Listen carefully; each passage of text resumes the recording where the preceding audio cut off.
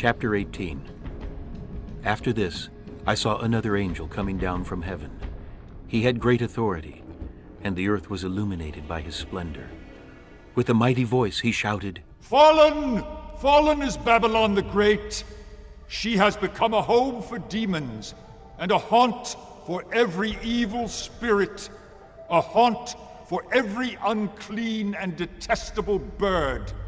For all the nations have drunk the maddening wine of her adulteries. The kings of the earth committed adultery with her, and the merchants of the earth grew rich from her excessive luxuries."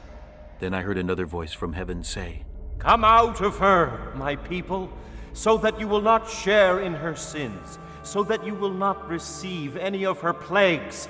For her sins are piled up to heaven, and God has remembered her crimes. Give back to her as she has given. Pay her back double for what she has done. Mix her a double portion from her own cup. Give her as much torture and grief as the glory and luxury she gave herself. In her heart she boasts, 'I sit as queen, I am not a widow, and I will never mourn.' Therefore in one day her plagues will overtake her, death, mourning, and famine. She will be consumed by fire, for mighty is the Lord God who judges her. When the kings of the earth who committed adultery with her and shared her luxury see the smoke of her burning, they will weep and mourn over her. Terrified at her torment, they will stand far off and cry, 'Woe, woe, O great city, O Babylon, city of power! In 1 hour your doom has come.' The merchants of the earth will weep and mourn over her, because no one buys their cargoes anymore. Cargoes of gold, silver, precious stones and pearls, fine linen, purple, silk and scarlet cloth, every sort of citron wood, and articles of every kind made of ivory, costly wood, bronze, iron, and marble. Cargoes of cinnamon and spice, of incense, myrrh, and frankincense, of wine and olive oil, of fine flour and wheat, cattle and sheep, horses and carriages, and bodies and souls of men. They will say, 'The fruit you longed for is gone from you. All your riches and splendor have vanished, never to be recovered.' The merchants who sold these things and gained their wealth from her will stand far off, terrified at her torment. They will weep and mourn and cry out, 'Woe, woe, O great city! Dressed in fine linen, purple and scarlet, and glittering with gold, precious stones and pearls.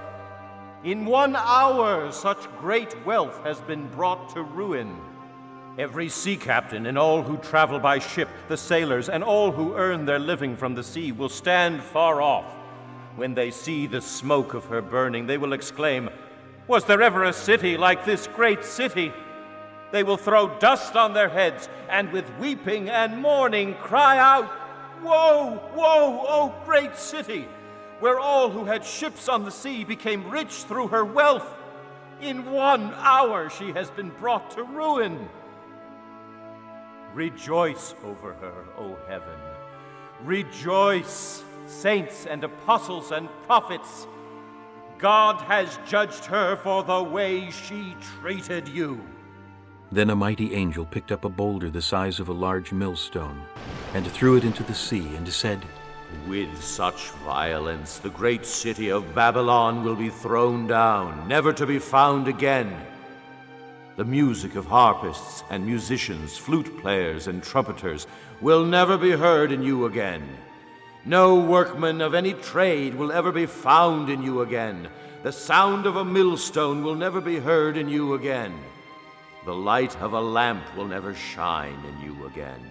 The voice of bridegroom and bride will never be heard in you again. Your merchants were the world's great men. By your magic spell all the nations were led astray.